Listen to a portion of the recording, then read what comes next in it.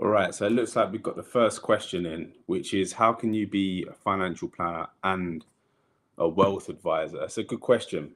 It's a very good question. So there's two halves to this really, or two parts to it, shall I say? And the financial planning aspect is where we're getting a good projection of exactly where you're going to be. So we're going to take all of the details of what's going on for you right now and run a projection and take a look at where that's actually going to get you in the future based on what you're currently doing at the moment.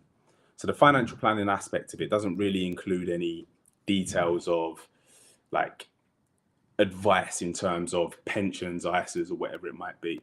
We're just getting a clear picture. What that helps us to do is understand what decisions need to be made today. So we need to see what things look like over the long term. We need to understand where you're trying to get to, what things look like now, and then we're going to help you bridge the gap on how to get to where you're trying to get to.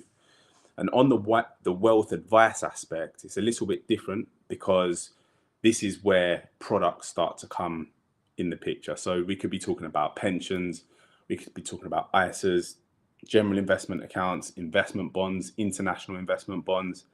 There's a whole host of different things that we could potentially be talking about. Trusts and how to protect assets in that respect as well. So the wealth advice part is quite different to the financial planning part. In my opinion, the wealth advice part is very difficult without doing the financial planning part first, but they go hand in hand.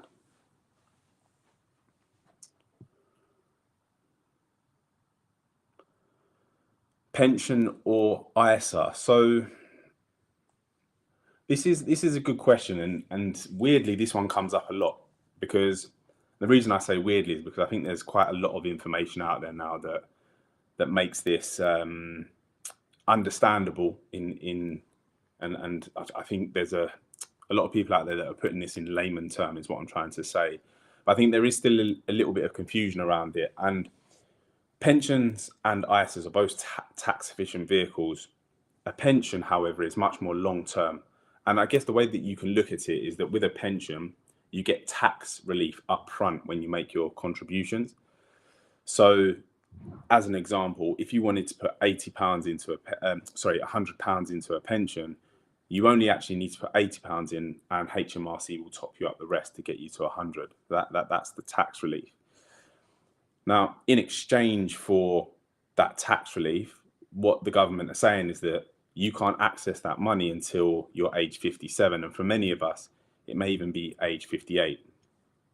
So the money's locked away for a much longer term. When it comes to an ISA, the money grows tax-free, the same as what it does in a pension, because in a pension it grows tax-free as well. But in an ISA, the money grows tax-free, but you don't get any tax relief on the way in. So if you want £100 in that ISA, you have to put £100 into the ISA. It grows tax-free, however.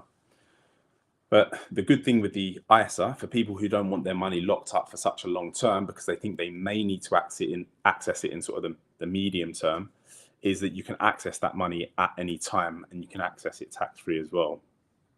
But there's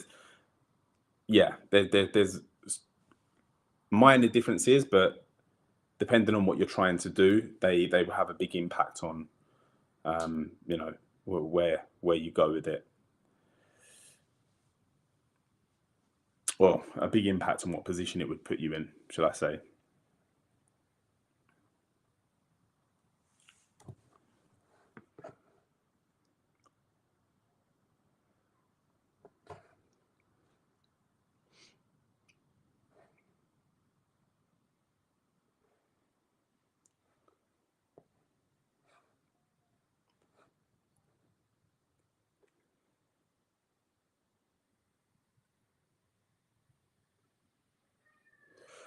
Yeah, so I do talk about corporate general investment accounts quite a lot.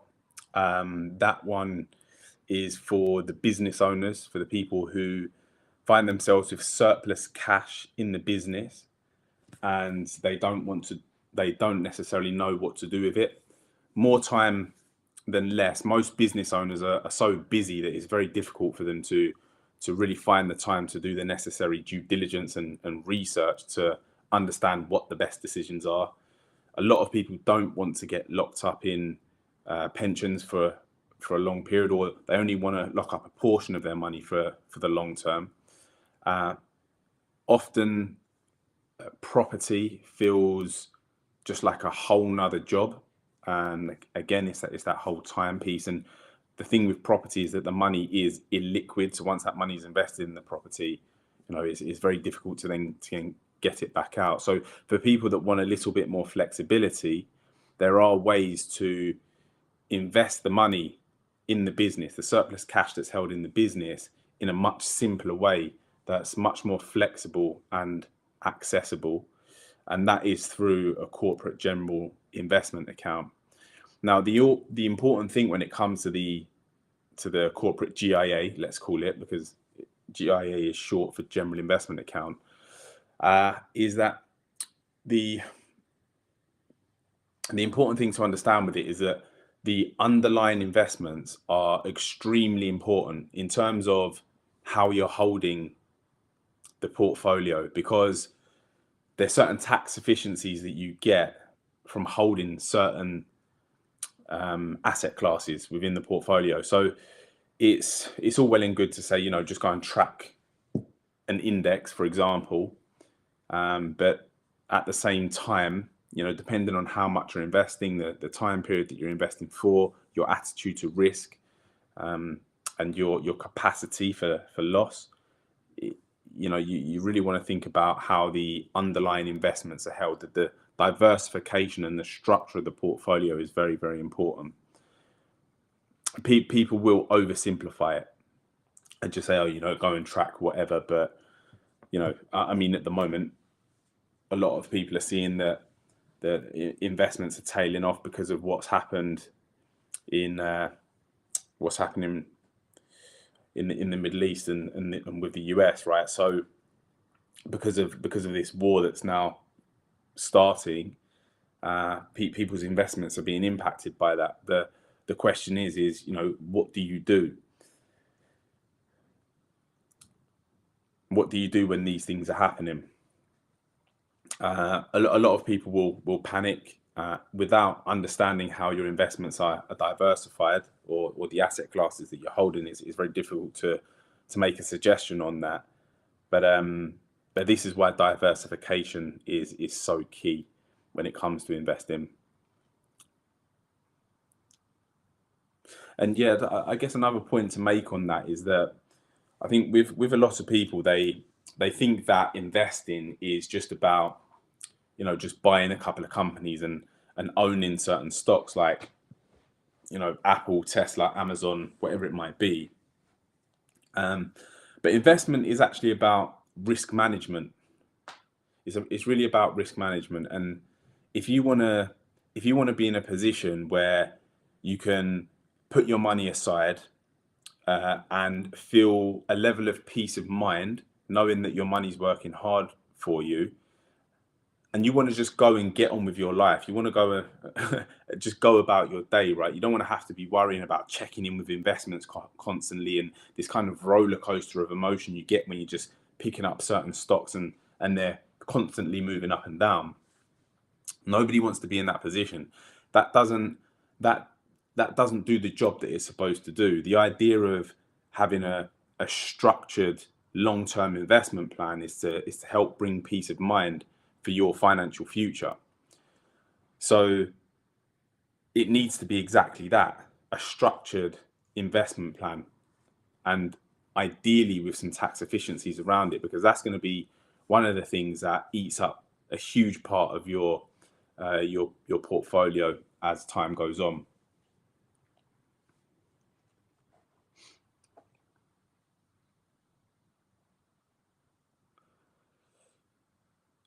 Happy to answer any other questions. So feel free to put them in the chat.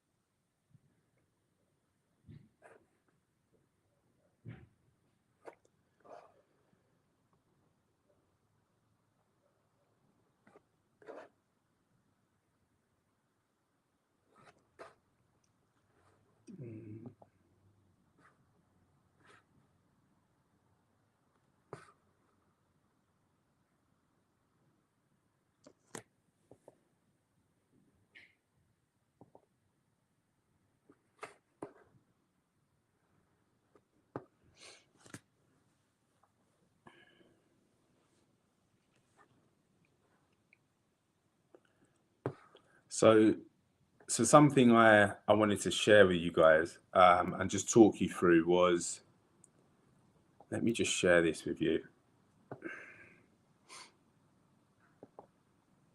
Just a moment.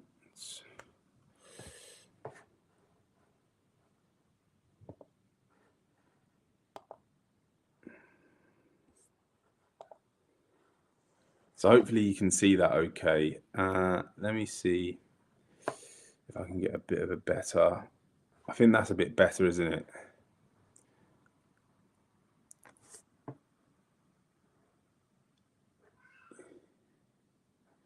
Yeah, I think that's a bit better. I mean, I don't know how clear that's showing up on your screens there, but hopefully you can see what it is that I'm talking about here. So this is a money management tool. Sorry, just give me a second.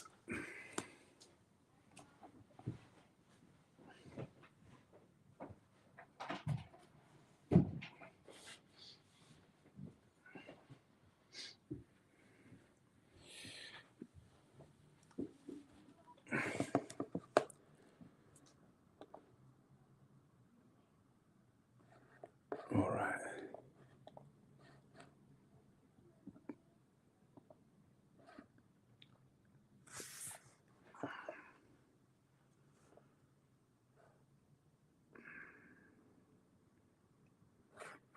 All right, so let me put this down here.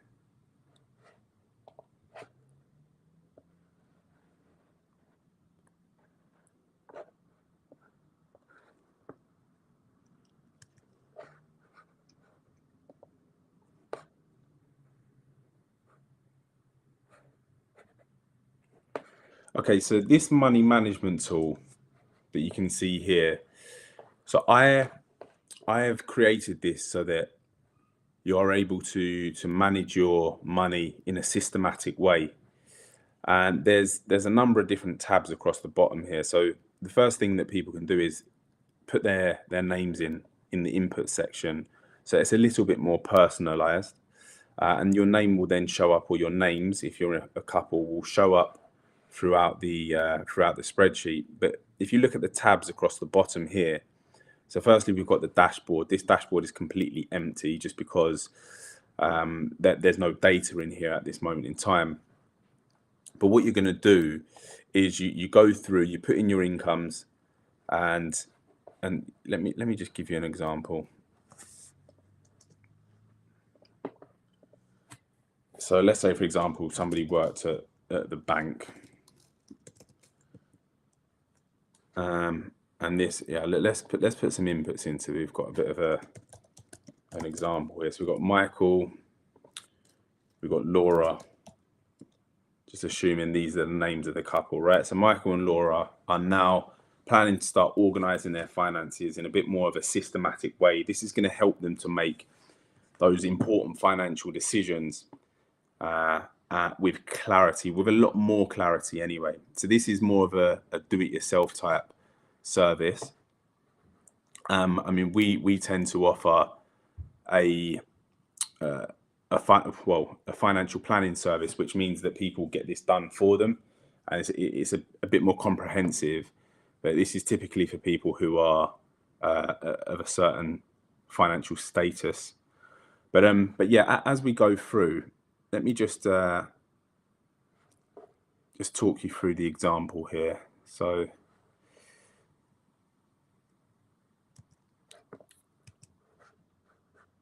where are we?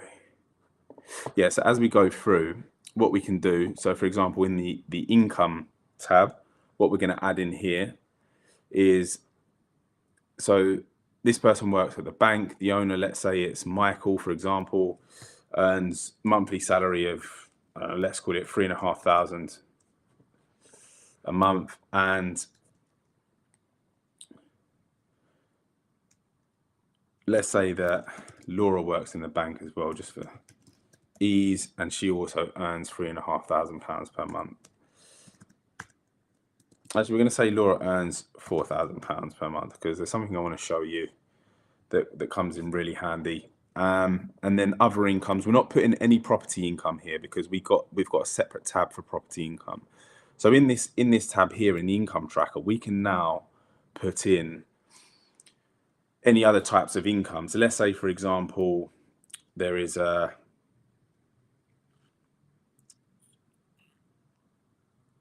side business of some sort. We could say that that is, I don't know, affiliate income, whatever it might be.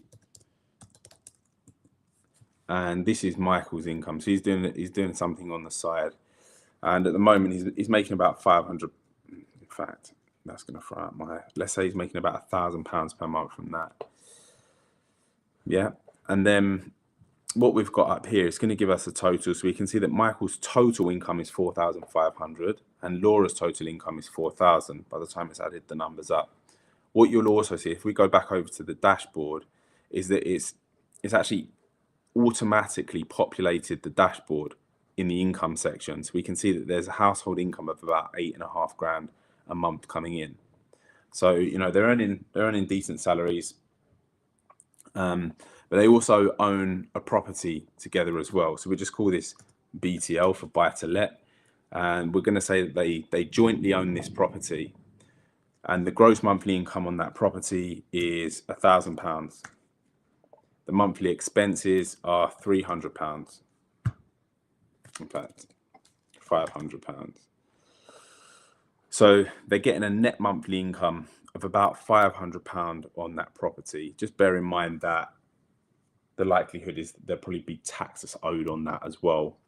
But that will be pulled through also to the dashboard as well. So we can now see that the property income is here as well at £500. So they've got a total income for the household of about £9,000 per month. So healthy income coming into the family. What you can then do is go through and populate this outgoings tracker. Okay, and you've got the description here, so you can just say mortgage, for example. And the category is going to be housing. The need, need, want, or future. So this is a need, and we'll say the mortgage is about £2,000 per month, and the owner we'll say is joint. So as you can see, that's automatically populating over here as well. And then for bills, I mean, you would go through and put each of your individual bills here because it's much more organized to do it that way. But we'll call that, I'm just going to call that other for now. And these are needs as well. And we'll say that the total bills each month is £1,000, just for argument's sake. And these are joint as well. And then we've got, say, Michael's bills. So Michael's out bill. So he's got his own. Michael's got his own bills as well. We'll just put other there for that for the moment. These are wants. We're going to put £500 per month, and that's for Michael. And then we've got Laura, who's also got her own bills. We'll go in here, put that as other for the moment as well. As I say, you would go through and populate all of your individual bills here. So council tax, water bill, mortgage. You would add in, anything to do with the kids. As you can see, they've got all these different categories here. Any debts that you might be repaying, insurances that you're paying out for, anything to do with health, leisure, any subscriptions that you have, list them all out here. And this is going to help you understand exactly what your outgoings look like. So this is a want as well. We'll put, for ease, we'll put Laura's down £500 as well. And then what we're going to do is say that we've got ISA savings.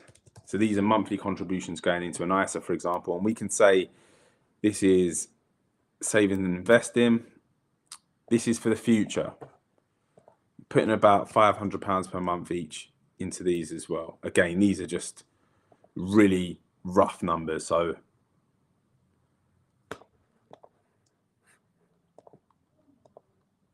So that's Michael's, and we'll say that this one is, let's have a look. This one is for Laura. So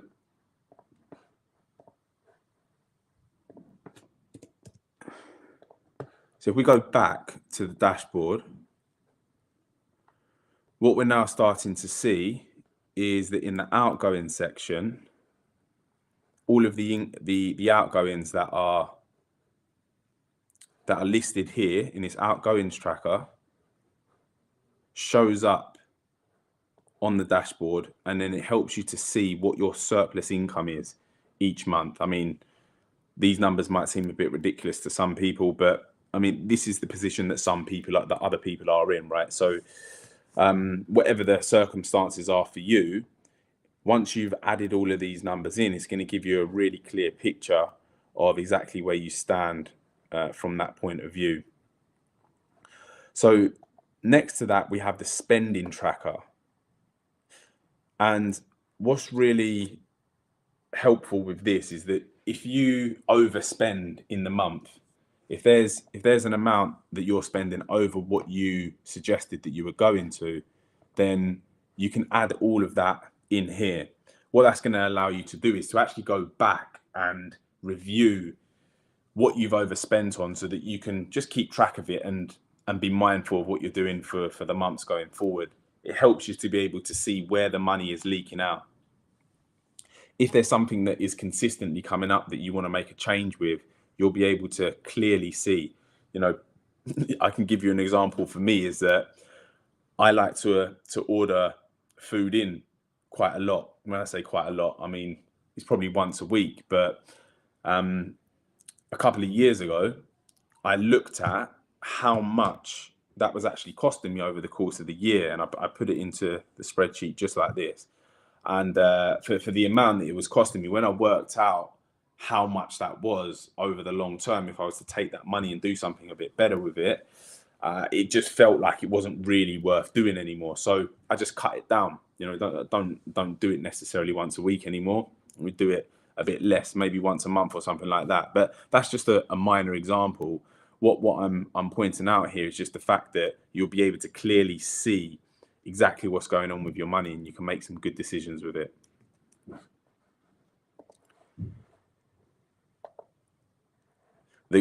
The reason why I wanted to put in a couple of joint outgoings in here as well is because what you're going to do is you're going to take all of the joint outgoings that you see here, you're going to add them into this shared bills tab. And what this will do, let me just give you an example. So if I go outgoing tracker, so what's the joint bills we've got here? So we've got mortgage, joints. Let's get them ones over here.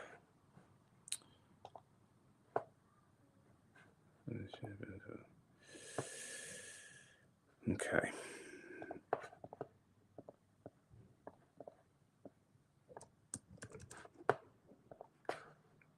I'm going to add these in here.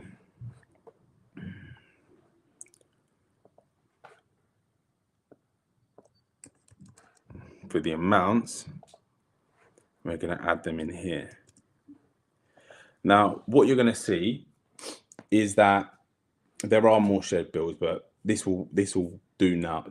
This will do for now, just for the example that I'm showing you, is that if we look at the household income based on what's coming in, because Michael's bringing in a bit more because of that property that he's got, we can see that he brings in 53% and Laura brings in 47% of the income. Now, this may work for some, it may not. This is entirely how you want to run your finances between you and your partner. But something that I have found very helpful is to do things proportionately on the joint bills. So, for example, if we go back over to the dashboard, in fact, let me just show you here. So you've got the proportional section here, which shows that for these particular outgoings, 1,058 would be Michael's proportion, and 941 would be Laura's proportion based on the incomes that they're earning. If you just wanted to do it 50-50, it shows it 50-50 here. But then if we go to the dashboard, it's actually going to show you that. It's going to show you that on the dashboard. So then you can say, okay, so for this month, I need to put in, or Michael needs to put in 1,588 into the joint account, and Laura needs to put in 1,411 based on the numbers that we've added in. So it makes it fair, it makes it simple, and I think then everybody knows that they're fairly contributing. Again, as I say, I found this to be just very helpful for us in the household. So if you can take anything from that, or if there's anything that you think you'd find beneficial from that, you can download this spreadsheet. It's available for free. I've made it available for free just because it's my way of helping others. As I say, I typically work with people who have surplus cash, investments or pensions combined of 250,000 or more, or typically have around £1,000 per month surplus that they can do something with. So for everybody else along the way, I'm doing my best to help as well. So this is a way to help starting to getting your finances on track. So I just wanted to show you a couple of the other tabs on here as well. So what's really interesting is that you can look at your net worth and keep an eye on that. So add all of the details in terms of the assets that you own, any liabilities that you have. So that's any debts that you have. You've got the investment tracker. So if you've got any investments or pensions, you can put the details here, and then it shows up on the dashboard here. It's going to help you to see what the projected total of those investments will be over the period that you plan to invest them for. You can add in your expected growth rate, for example. And then what's really helpful for a lot of people is being able to just add in some financial goals as well, which again, the top 3 financial goals are going to show up on the dashboard. So this really helps you just to be able to get a quick snapshot of what's going on, and put your mind back at ease with your finances whenever it starts to wander. So something that a lot of people find helpful as well is the debt tracker. So you can put all of your debts in here, keep an eye on them. Make sure you put the date that your promotions expire as well, so that you can do your switches when you need to on time, and you can start to attack your debt. You can start to get this knocked out as well. And I'll do a session where I'll go into a bit more detail on that stuff, if that's something that people are interested in. Feel free to interrupt me with any questions that you might have as I'm going through this, by the way.